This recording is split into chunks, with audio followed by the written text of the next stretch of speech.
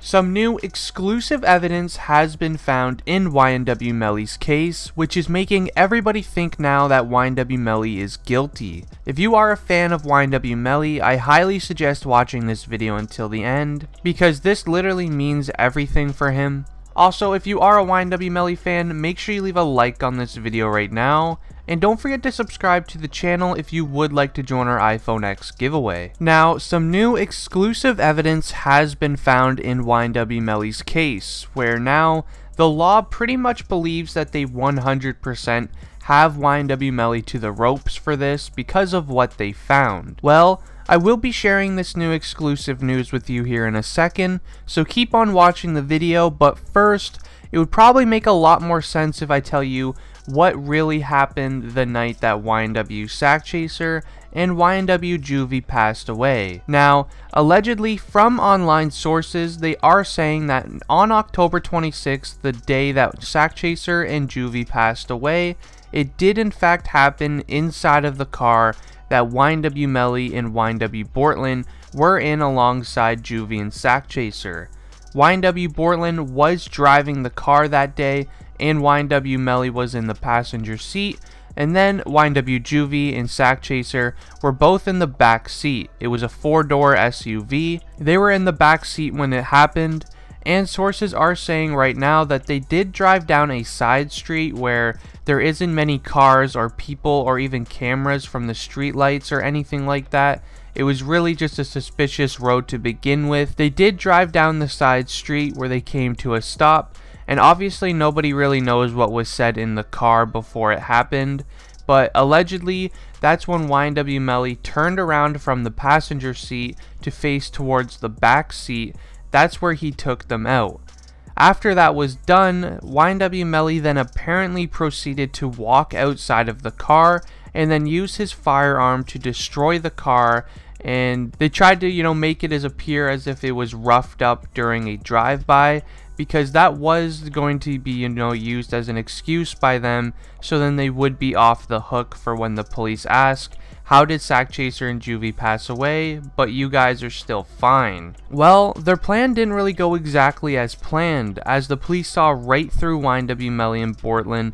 They were taken in literally days after they passed away for questioning, and apparently their questioning didn't even go as planned either, as they were mixing up each other's answers, saying, things didn't happen as they did to Melly and Portland. And then later they were picked up as the main top suspects in this case, which definitely isn't even a really good sight either. Now, because they are the top suspects, that does mean that the law is going to be looking really deep into them for the next few months to see what's really happening right now. Now, allegedly, what I just told you was the real story of what happened.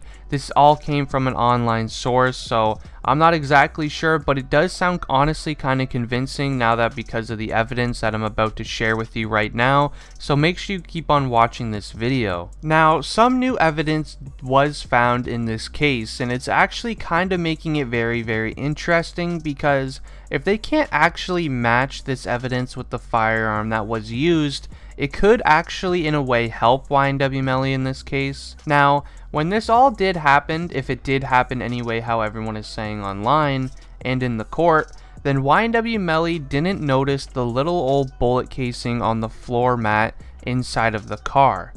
Now, how the casing works is once you use a firearm, there will be a small little casing fly out the back of the firearm when it is used. So basically, if the casing is found inside of the car, then that means it literally have happened inside of the car.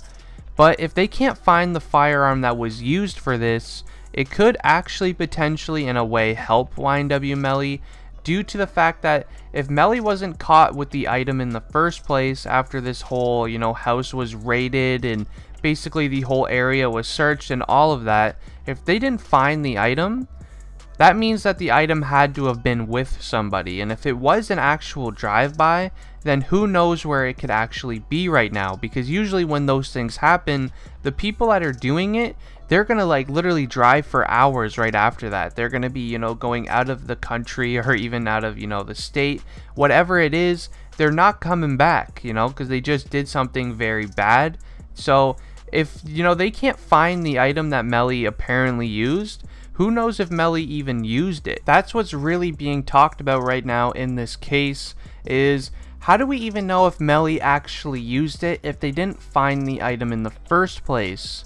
Now, one of the things that is what people are saying right now is, how was the casing found inside the car? Well, that is pretty, easy to explain. The people that came by and wanted to, jump them or whatever, may have went inside of the car and did it, and try to, steal anything that they had inside them, maybe like Melly's jewelry or something like that. There's tons of ways that you can get around something like that. I mean, obviously you do have to tell the truth in court, but still, I'm just saying, there most likely is more than, one way of getting this, handled with the casing.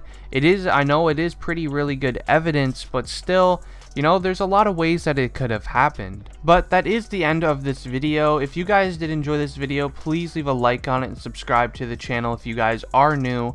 Anyways, guys, it has been District Trending, and I'm out. Peace.